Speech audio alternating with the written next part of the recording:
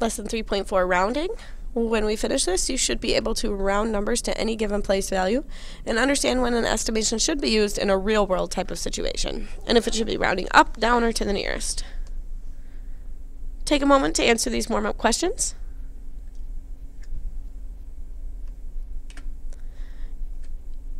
In question number 1, everyone will have a different answer here, but every answer that you have is an estimate. Since you're growing constantly, you're probably not exactly the height that you mentioned. In number 2, most people will likely have an estimate here. Doesn't really matter if you're high or low on this one. Unless you keep a TV log of some sort, you wouldn't have an exact number for the number of hours of TV that you've watched.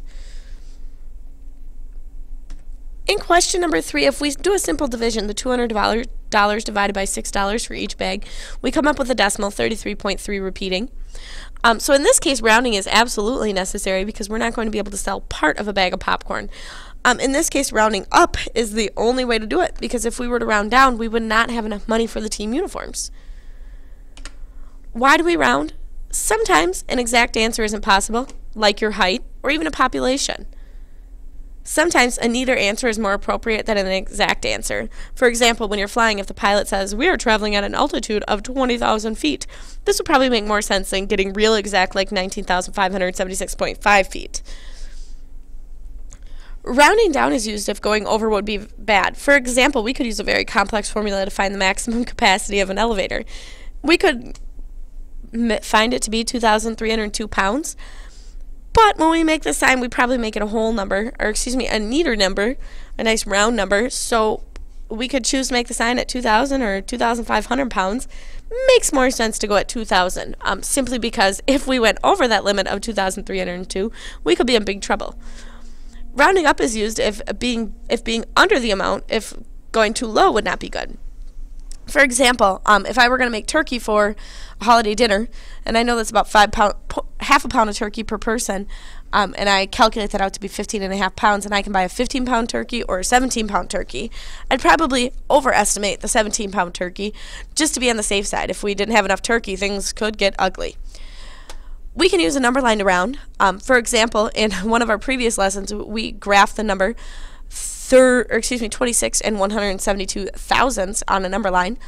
We can use a number line with that interval to help. For example, in this first one, the interval of the number line is 100, so we could use a number line with an interval of 100. If we round up, we move to the right. If we round down, we move to the left tick mark. And if we round to the nearest, we move to the nearest tick mark. So if we went around 26 and 172 to the 100th place, the 10th integer, or the 10th place, if I want to round down to the preceding 100, I look at my number line with the hundreds.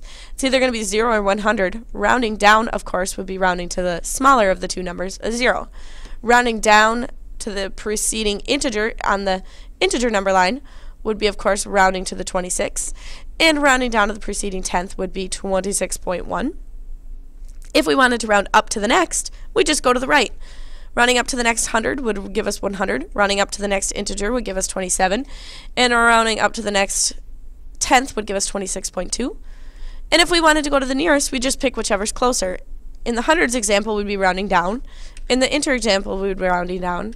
In the tenths example, we'd be rounding up. We can also round by using place value. The digits to the left always stay the same. The digit in the place value stays the same or increases by 1. It stays if you're rounding down, or if the next value to the right is 0 or 4. It increases if you're rounding up, or if the next value to the right is 5 through 9. The digits to the right become zeros. For example, if we want to round 159.82437 down to the preceding 10, I look at my tens place, it's a 5. It has to stay a 5 because I want to round down. Everything to the right would become a 0. If I want to round up to the next 10th, I look at my 10th, it's an 8, I would change that to a 9, and everything to the right would become a 0. If I wanted to round to the nearest whole number, I'd look here, the whole number place, the 9 here, is either going to stay a 9 or increase, which actually will increase us to a 60 from a 59. The 8 to the right tells me to increase to the 60.